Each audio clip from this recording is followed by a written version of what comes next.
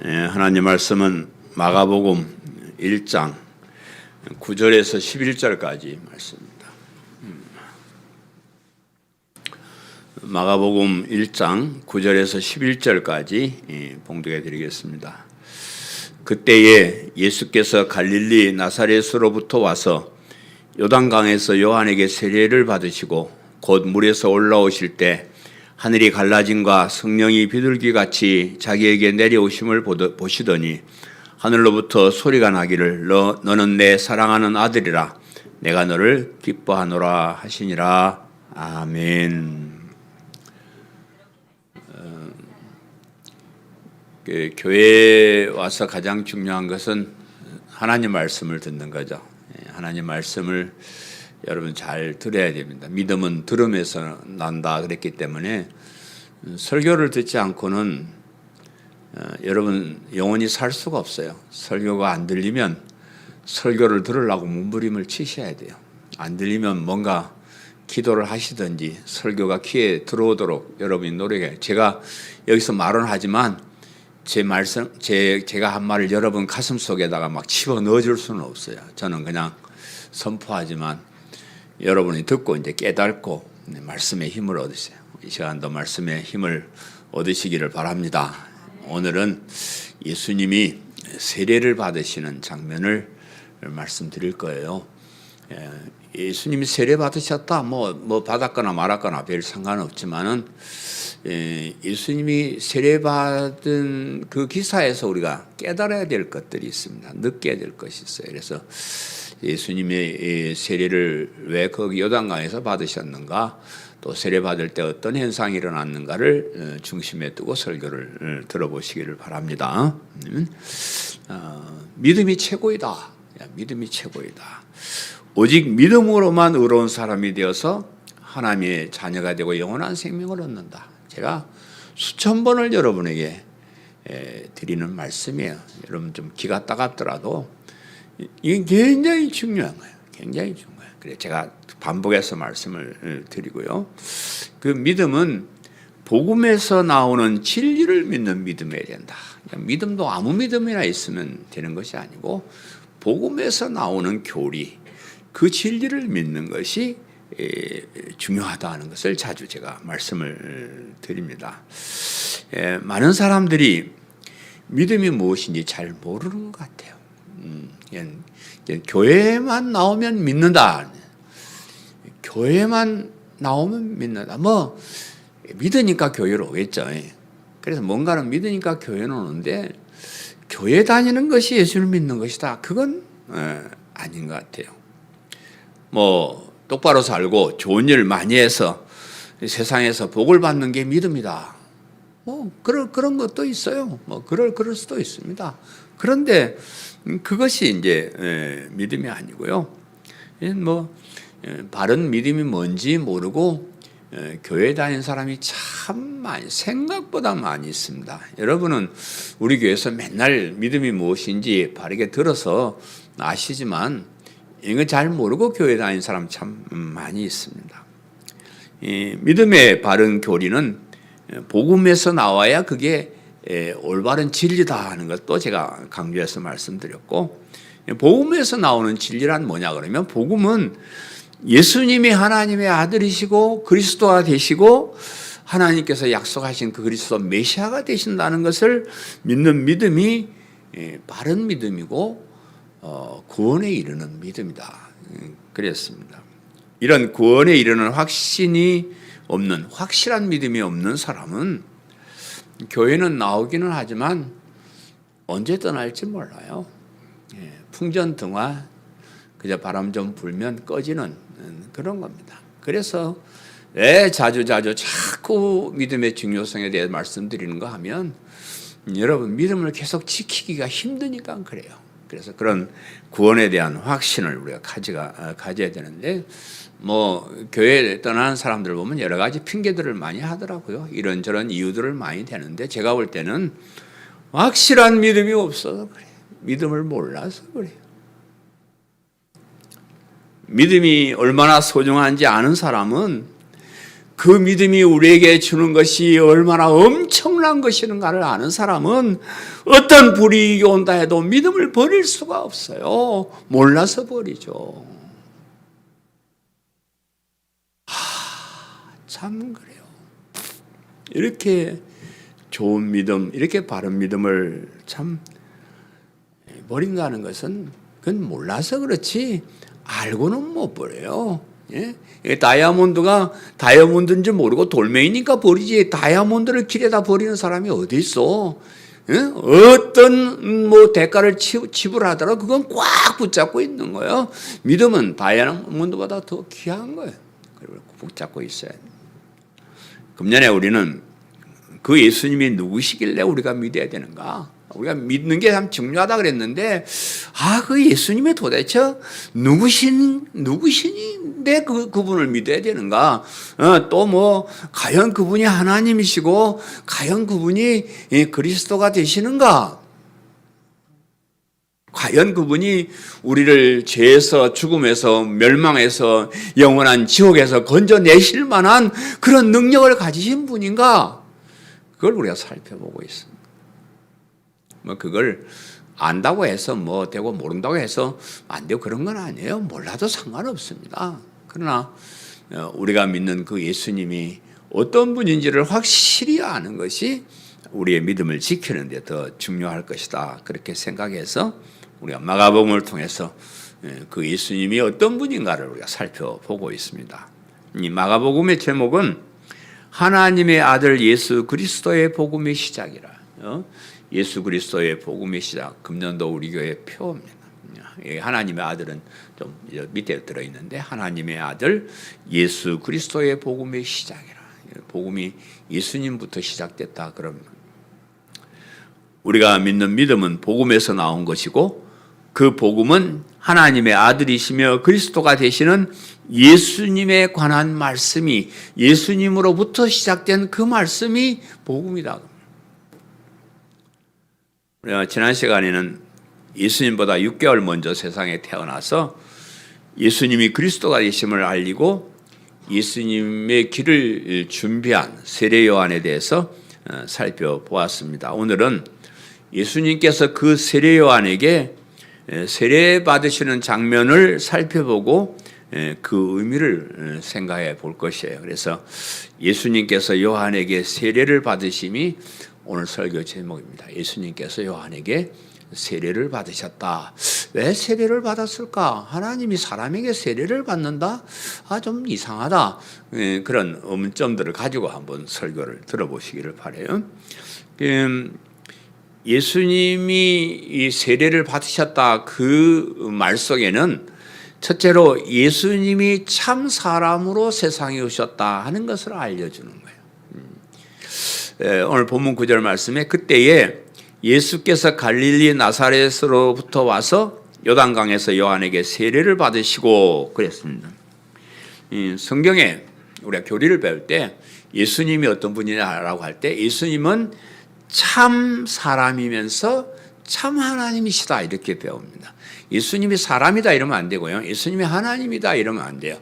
예수님은 참 사람이시면서 참 하나님이시다 이렇게 이제 교리에서 우리가 배웁니다. 근데 사람들이 예수님이 하나님이신데 사람의 모양은 있긴 했지만 뭐 우리처럼 고통당하고 아프고 뭐 그런 사람은 아닐 것이다. 뭐 어떤 형상으로 보여줬던지 아니면 모습만 뭐 그럴듯하지 사람은 아닐 것이다. 이제 이렇게 주장하는 사람들도 있었습니다. 그러나 우리 예수님은 우리와 똑같이 여인의 몸에 마리아의 몸에서 잉태되어서 거기서 출산을 그렇게 하셨습니다. 우리처럼 어머니 뱃속에 있다가 나오셨다 그런 말입니다. 그것도 당시에 무슨 그 왕궁이나 화려한 곳에서 오신 것이 아니고 천한 동네에서 그저 천한 사람 가운데 나셨다. 물론 예수님이 다윗의 후손으로 다윗 왕가로서 오신 분이지만 그때 예수님이 태어났을 때는 이미 다윗 왕가가 망하고 없었고 족보를 따져 올라가 봐야 다윗 왕가의 후손인 줄 알지, 그냥 보통 볼 때는 왕손인지 뭔지 모르고 그저 천한 동네에서 비교적 천한 사람으로 이렇게 이 세상에 오셨다, 이렇게 말씀하시는데, 예수께서 갈릴리 나사렛으로부터 와서 그랬는데, 예수님께서 갈릴리 나사렛으로부터 오셨다는 것은 예수님께서 공생애를 시작하기 전에 나사렛에 사셨음을 말씀하는 거예요. 한 평범한 보통 사람으로 사셨고 화려한 사람이 아니고 그저 뭐 별 볼 일 없는 그런 사람 가운데 나셨다, 이제 이런 말인데, 예수님의 이제 생애를 이제 사적인 생애와 공적인 생애로 이렇게 나눕니다. 이 세상에 태어나서 뭐 정확하지는 않지만 약 한 30살이 될 때까지 그냥 개인적인 삶을 사셨어요. 인간 예수로 그냥 30세까지 그렇게 살았고, 그리고 30세에서 한 3년 동안을 공적인 생활, 그러니까 그리스도라는 그 직책을 가지고 공적인 그 임무를 수행하는 삶을 한 3년 사셨는데, 그래서 30년의 세월을 사적인 생활이라 이렇게 말하고 3년 동안의 그 삶을 공적인 삶이다, 이렇게 이제 말씀하는 겁니다. 그래서 예수님께서 공생애를 시작하기 전에 사시던 동네는 갈릴리의 나사렛이라는 동네다. 갈릴리의 나사렛인데 왜 갈릴리의 나사렛을 이렇게 강조했을까 하는 걸 생각해 보는 거예요. 예수님이 태어나실 때 그 이스라엘은 로마가 지배를 하고 있었습니다. 이스라엘 나라가 이제 없어진 상태예요. 로마가 지배를 하고 있었는데 그 이스라엘 그 나라를 크게 세 지방으로 나눠요. 우리나라 같으면 이제 도로 세 개의 도로 나누는데, 남쪽에 이제 원래 유대인들이 사는 남쪽의 유대, 그 다음에 이제 중간 지역에는 사마리아도, 사마리아 하는 데가 있었고, 그리고 북쪽에는 갈릴리라는 도, 갈릴리도가, 이 세 개 도가 뚜렷이 이렇게 구별되어 있었습니다. 중간에 있는 이 사마리아는 그 외국 사람들이, 이방인들이 거기 막 들어와 가지고 혼혈을 이루고 살았어요. 그래서 그 유대 땅 예루살렘 쪽에 있는, 남쪽에 있는 사람들은 그 사마리아 사람은 유대인으로 취급하지 않았어요. 그 뭐 나라는 이스라엘이지만 그거는 뭐 우리 민족이 아니다, 그렇게 생각을 한 그런 동네였고요. 이제 북쪽의 갈릴리는, 그러니까 사마리아를 지나서 북쪽에 있는 그 갈릴리도 천한 사람이 사는 동네다, 이렇게 말해요. 그 북쪽에 뭐 별 볼 일 없는 사람들이 사는 동네다 그랬는데, 갈릴리의 나사렛은 그 중에서도 천한 사람이 사는 동네로 그렇게 알려져 있습니다. 그래서 예수님이 나사렛 사람이다 이렇게 하니까, 나사렛에서 무슨 선한 것이 날 수 있겠냐, 사람들이 그렇게, 무슨 뭐 예루살렘 태어났다 이래서 하면 뭐 좀 모르는데, 나사렛 사람이라니까 무슨 나사렛에서 무슨 메시아가 나고 뭐 그럴 일이 있겠느냐, 이렇게 비웃고 무시했습니다. 그런데 성경에 보면은 예수님께서, 메시아께서 나실 때 나사렛 사람이라고 일컬음을 받을 것이다, 이런 기록이 있습니다. 그것을 믿는 사람은 예수님이 나사렛 사람이다 이렇게 말하면 뭐예요? 예수님이 메시아시다, 정말 메시아가 거기서 오신 것이다, 이렇게 믿는데, 그 내용을 잘 모르는 사람은 나사렛 그까지인가, 거기서 무슨 선한 것이 나으래, 천하게 그렇게 여겼다 그랬습니다. 그래서 우리가 여기서 기억할 것은, 예수님께서 사람으로 오셨다. 30년 동안을 참 별 볼 일 없는 천한 사람으로 그렇게 이 세상을 사셨다. 그래서 예수님은 참 사람이셨다 하는 것을 우리가 생각해 보는 겁니다. 그리고 예수님의 이제 아버지는 목수로 알려졌는데, 예수님이 뭘 하셨다는 기록은 없지만은 아마도 목수의 아들이니까 뭐 했겠어요? 예수님도 목수로서 그런 삶을 사셨을 것이다, 그렇게 생각을 합니다. 그 다음에 이제 그 요단강에서 요한에게 세례를 받으시고 그랬는데, 예수님께서 나사렛에서 사시다가 예루살렘이 요단강이 뭐 쭉 다 있지만은 예루살렘 가까이에 있는 그 요한이 활동하던 그 요단강으로 와서 세례를 받으셨다 그랬는데, 예수님이 하나님이시기 때문에 죄가 없는 분이고 죄사함을 받을 필요도 없는 그런 분이신데, 오히려 우리의 죄를 용서받게 해주려고 오신 그런 분인데, 그런데도 예수님께서도 죄사함을 받게 하는 세례를 받으셨다. 이 말은 우리에게 주는 그런 의미가 있습니다. 우선은 예수님께서 이 세상에 오셔서 참 사람으로 사셨음을 말을 하는 거예요.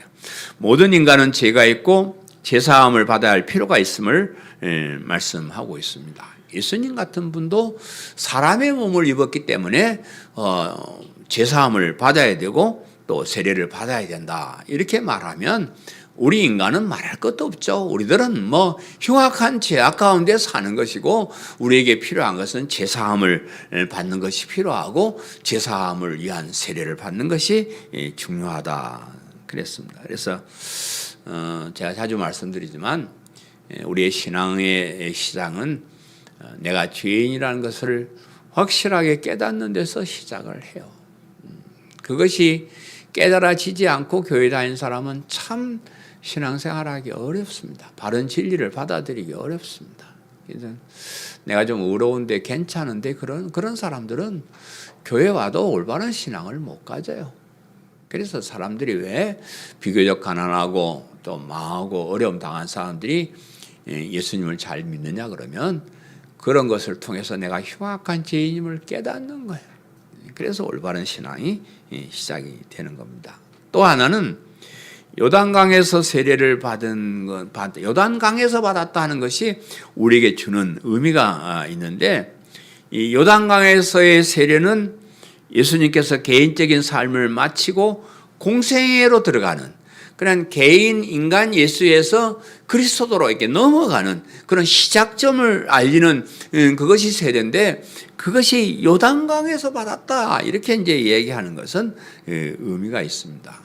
요단강은 우리가 이제 구약 성경을 많이 안 배워서 잘 모르는데, 요단강은 어떤 의미가 있냐 그러면, 이스라엘 백성들이 가나안에 살다가 애굽으로 가가지고 거기서 400년 동안 노예 생활을 하잖아요.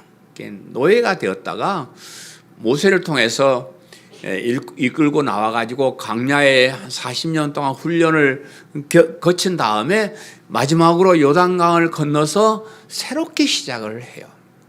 요단강을 건넌다는 의미는 그동안 종되었던 사탄의 종되었던 거기에서 탈출해가지고 하나님 나라로 다시 들어오는 그런 역할을 하는 관문이 요단강이에요. 우리 장례식 때 잘 부르는 찬송이네. 며칠 후 요단강 건너가 만나리. 며칠 후 요단강 건너. 그게 무슨 의미냐 그러면, 이 세상의 삶을 마치고 요단강을 건너서 하나님 나라로 들어간다는 거예요. 그래서 요단강이라는 것은 그런 관문의 의미가 있습니다. 이해가 되시겠죠? 예수님이 사적인 삶을 마치고 하나님 나라에 들어가서 하나님 나라 백성들을 위해서 일하기 시작하는 그런 관문이 요단강이다. 우리가 참 생각해 봐야 될 것은, 애굽에서 노예로 살다가 탈출한 이스라엘 백성들이 광야에서 40년 동안 훈련을 받았어요. 그러니까 그 애굽에서 가나안 땅까지는 3일에서 일주일간에만 그러면 갈 수 있는 그런 거리라 그래요. 근데 그 거리를 40년 동안을 뺑뺑뺑뺑 돌려요. 하나님이 뺑뺑뺑뺑 그래 돌리는데, 왜 거기서 바로 가나안 땅으로 데려가지 않고 그 광야에서 40년 동안을 허비하느냐 그러면, 이스라엘 나라 사람들이 하나님 백성이면서 애굽에서 살면서 노예로 살면서 노예 근성을 가지고 있는, 아니 하나님의 자녀로 자유인으로 이렇게 살아야 되는데 노예 때 그 받았던 그런 것이 근성이 돼가지고 이게 바뀌지 않는 한 가나안 땅에 들어가도 하나님 나라에서 사는 게 아니에요. 그냥 노예처럼 사는 거죠. 그래서 그 노예 근성을 버리기 하기 위해서 40년 동안을 훈련을 시켰습니다. 또 애굽에는 온갖 잡신들이 있는 동네예요. 그래서 그 온갖 잡신을 섬기던 그런 사람들의 그런 마음을 가지고 하나님 나라에 들어가면 안 됩니다. 그래서 온갖 잡신들을 물리쳐 버리고 오직 하나님만 섬기겠다는 이런 마음을 가질 때까지 40년 동안 훈련을 했는데, 그 광야에서 제일 못 견디는 사람들이 어떤 사람인 거 아니에요? 원망하고 불평하는 사람. 지금 하나님이 그 참 비참한 노예로 살던 사람을 끄집어내 가지고 가나안 땅에 가서 하나님의 자녀로서 자유인으로서 그런 삶을 살게 해주시려고 끌어내고 있는데, 광야 생활 조금 힘들다고 거기서 원망하고 불평하고 하는 거예요. 왜 모세야, 왜 우리를 그 애굽 땅에서는 고기도 먹고 잘 살았는데 먹을 것도 없는 이런 광야로 우리를 끌어내느냐? 이 애굽에는 무슨 우리 시체 묻을 장소가 없어서 우리를 여기 나와서 죽게 만드냐? 벨 소리를 다 하면서 원망하고 불평 소리가 끊이지 않았기 때문에 그 소리가 없어질 때까지 훈련을 시킨 거예요. 그런데 성경을 잘 보면요, 원망하고 불평한 사람들이 어디서 시작되냐 그러면 섞여서 온 사람들. 그러니까 이스라엘 백성들이 탈출하는데 이스라엘 사람들만 나온 게 아니고요, 애굽의 다른 나라에서 왔던 사람들, 또 애굽이 막 여기는 못 살아 해서 하던 사람들이 섞여서 따라서 이렇게 나왔어요. 근데 섞여서 따라 나온 사람들이 하나님을 잘 모르니까 그냥 원망하고 불평하고 그러는 거예요. 그러면 하나님의 백성들은 그 사람들이 원망 불평할 때 이씨 새끼들 조용히 해, 하나님도 모르는 것들이 까불고 있어, 이래버리면 될 거 아니에요. 근데 보니까 같이 원망하고 불평해. 예? 하나님도 모르고 은혜도 모르고 가나안 땅도 모르는, 약속의 땅도 모르는 이런 사람들이 좀 고생한다고 막 원망하고 불평할 때 같이 원망하고 불평하고.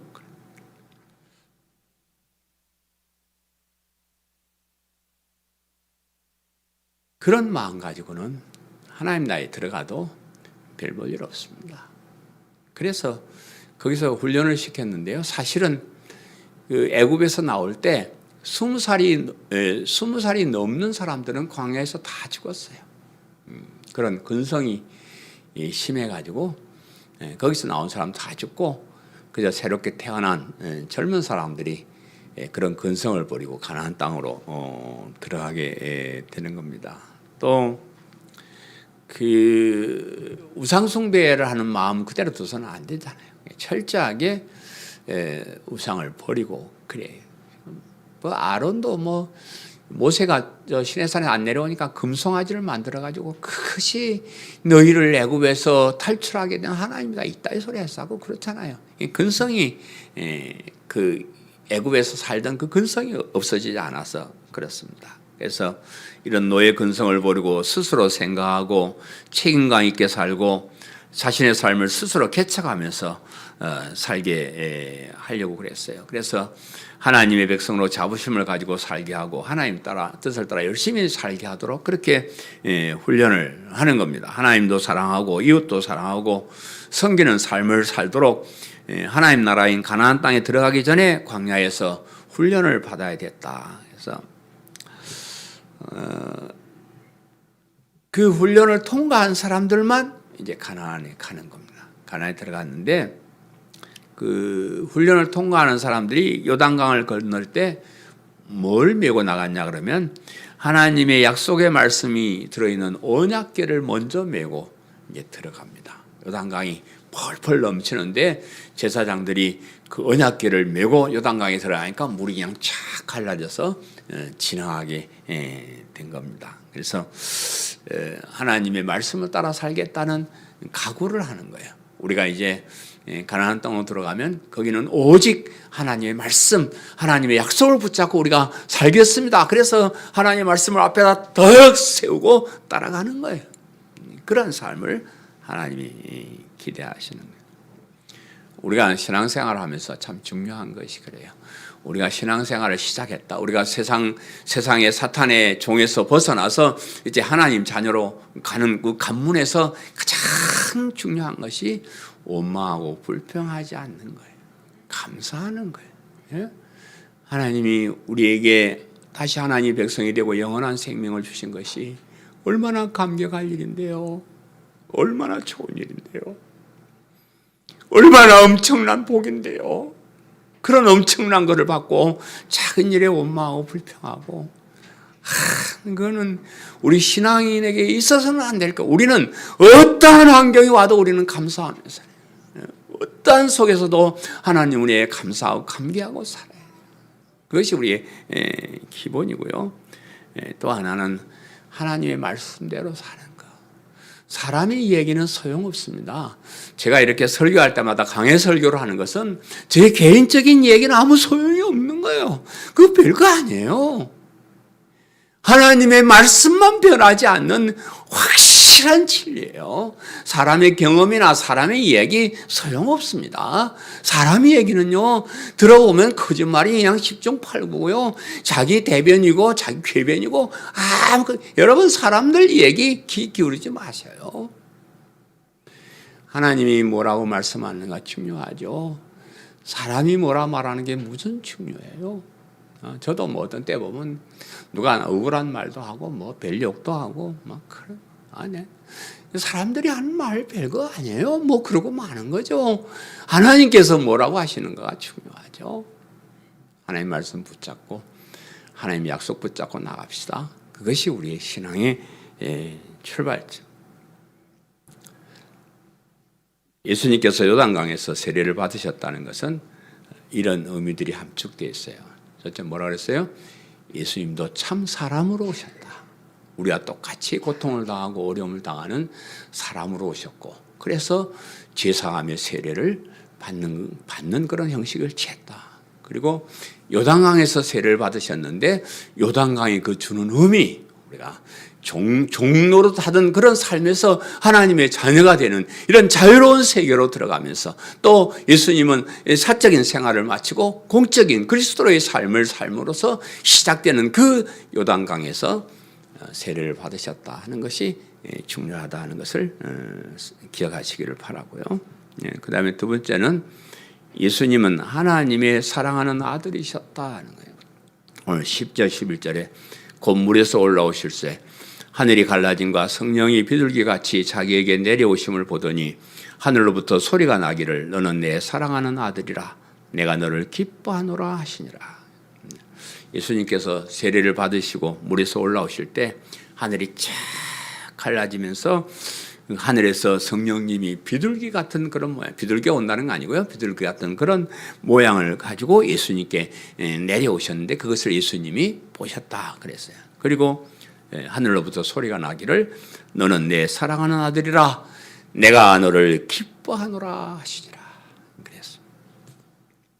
지금까지는 인간 요셉의 아들로 사셨다 그러면 이제는 하나님의 아들로 하나님께서 기뻐하시는 삶을 사신다는 거예요. 지금까지는 요셉의 아들로 인간을 기쁘게 해서 살았다면 지금부터는 하나님의 아들로 하나님이 기뻐하시는 일을 시작한다, 이런 뜻이에요.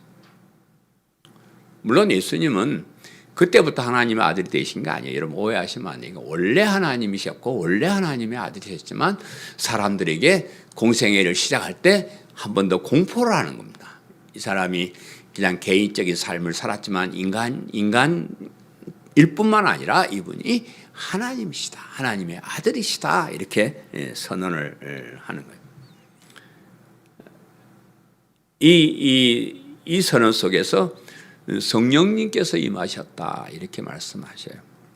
예수님께서 하나님의 아들이 되시지만 사람의 몸을 입었을 때는요, 육신의 한계를 넘을 수가 없는 우리와 똑같은 인간이었어요. 뭐 무슨 슈퍼맨 그런 것이 아니고 우리와 똑같은 인간을 가지고 몸을 가지고 이 땅에 오셨습니다. 그런 예수님께서 초능력적인 힘을 가질 수 있었던 것은 성령님께서 함께 하셨기 때문에 그렇다. 그 말입니다. 성령님께서 임하셨을 때 예수님은 사람의 몸을 입으셨지만 하나님으로서의 초능력을 행하실 수가 있었다. 이렇게 이제 보는 겁니다. 성령님께서 임하셨을 때 예수님은 지혜를 얻었다. 성령님께서 우리에게 주시는 것은 지혜, 가장 중요한 게 지혜입니다. 우리가 성경에 보면 물론 성경 역사가들도 그런 주장을 합니다만 예수님은 공부를 하신 적이 없어요. 예수님은 구약 성경을 연구했다든지 학교에 다니며 공부를 했다든지 그런 적이 없어요. 그런 기록이 없습니다. 그런데 예수님께서 공생애를 시작하고 성전에 들어가서 말씀하실 때에 와, 이 사람이 도대체 저 갈릴리촌에서 목수나하고 아무것도 배운 적이 없는 이런 사람이 어떻게 이렇게 귀한 말씀을 기가 막히게 하느냐 사람들이 놀랄 정도예요. 성령님께서 역사하셔서 그래요. 성령님께서 지혜를 주셔서 공부하지 않았지만 다 그런 것을 알 수 있도록 해주셨다. 그 말입니다. 성령님께서 임하셨을 때 우리가 앞으로 배우겠지만 예수님이 귀신도 쫓아내고 불치병도 고치고 그럽니다. 또 자연을 다스리는 그런 능력을 행할 수가 있었습니다. 성령님께서 임하셨을 때 예수님께서 그리스도로의 맡은 사명을 감당할 수가 있었다. 이렇게 이제 성경이 기록하고 있습니다. 우리가 신앙생활하는 것도 마찬가지예요. 성령님께서 임하여 계시는가, 나 혼자 힘으로 인간적인 생각으로 신앙생활하는가 천지차이. 우리 교회는 좀 약점이 기도회를 많이 안 해요. 올해는 기도회를 좀 해야 되는 거예요. 우리가 기도회를 하면서 성령 충만을 체험하고 그렇게 해야 우리가 좀 능력도 나오고 하는데 그냥 맨날 그냥 설교만 듣고 맹숭맹숭하니까 그래요. 교회에 다니는 사람이 다 같은 것 같지만은 여러분 교회 다니는 사람 중에 알곡이 있고 가라지가 있고 그래요. 알곡은 하나님의 선택을 받은 사람. 하나님의 선택을 받은 사람은 성령님께서 분명하게 그 사람에게 임하시는 거예요. 성령님께서 임하셔서 진리를 깨닫게 하고 지혜를 주시고 믿음을 알게 하시고 믿음을 고백할 수 있게 해주시는 거 다 성령님께서 해주시는 거예요. 성령님께서 우리의 귀를 열어주시는 거예요. 들을 귀를 주시는 거예요. 우리 개인적인 여러분 예배 드리고 설교 듣고 할 때 기도하셔요. 성령님이 역사하지 않으면 하나님 말씀 들을 수 없습니다. 그냥 한 귀로 듣고 한 귀로 흘리고 여러분 가슴에 와닿지 않습니다. 기도하셔야 돼요. 부흥회 같은 데 가면 부흥사가 별 뻘소리를 하는데도 그냥 얼마나 은혜를 받는지 그것은 기도로 준비가 되어 있고 성령님께서 역사하시기 때문에 그래요. 우리는 그런 준비를 많이 하지 못해서 그러는데 그냥 인간의 머리로만 내 생각으로만 세상의 지식으로만 교회 다니는 사람 참 힘든 사람이에요. 그래서 참 요즘 교회 다니는 게 참 힘들다 진짜 고역이었는데 왜 힘드냐 그러면 성령님께서 역사하지 않아서 그래요. 맹숭맹숭 지 머리로 그냥 지 생각으로 다니니까 교회 다니기 힘들고 신앙생활하기 힘들어요. 그럴 때 여러분 기도하셔요. 성령님 저한테 와 계시는 줄 아는데요. 성령님 강하게 좀 역사 좀 해주세요. 강하게 역사 좀 해주세요. 세상 사람들의 말에 기르지 않고 하나님 말씀이 생각나고 진리가 생각나고 하나님의 은혜를 깨닫게 하고 내 가슴이 좀 뜨거워지도록 성령님이 역사해 주옵소서. 이렇게 기도해요. 그래 기도해도 안 되는 사람은 안 돼요. 왜냐하면 선택 못 받은 사람은 허당해요. 제가 볼 때 우리 교회 와 계시는 분들은 하나님의 선택을 받으신 줄 저는 확신합니다. 이런 곤란한 가운데, 이 어려운 가운데 끝까지 이렇게 남아 있어요. 여러분 하나님께서 여러분을 선택하셔서 성령님께서 여러분 마음속에서 역사하신 줄 믿습니다. 아멘. 하나님의 아들이심이 선포되었습니다. 세례를 받고 올라오실 때 하늘에서 소리가 나기를 너는 내 사랑하는 아들이라 그랬습니다. 예수님이 하나님의 아들 되심을 선포하는 그런 순간, 아까 말씀드린 대로 원래 하나님이셨지만 다시 한번 이렇게 선포하는 그런 과정이고요. 우리도 이제 세례를 받을 때 제사함을 받고 하나님의 자녀가 되었음을 하나님 앞에서, 사람 앞에서 공포를 하잖아요. 여러분 세례 받을 때 다 여러분 하나님의 자녀가 되었음을 공포 이미 했습니다. 이제 그때 세례 받을 때 하나님의 자녀가 되는 건 아니에요. 우리가 교회 와서 예수님을 그리스도 믿고 다닐 때 이미 우리가 하나님의 자녀가 되었고, 이미 선택받은 사람은 교회 안 와도 하나님의 자녀로서 그 신분을 가지고 있었어요. 그걸 모르고 그냥 세상에 있었을 뿐이지. 그렇지만 세례를 통해서 사람들 앞에서 이거는 사탄의 종이 아니고 얘는 지금부터 하나님의 아들이다, 우리도 그렇게 선포를 받는 거예요. 여러분이 사탄의 종이 아니고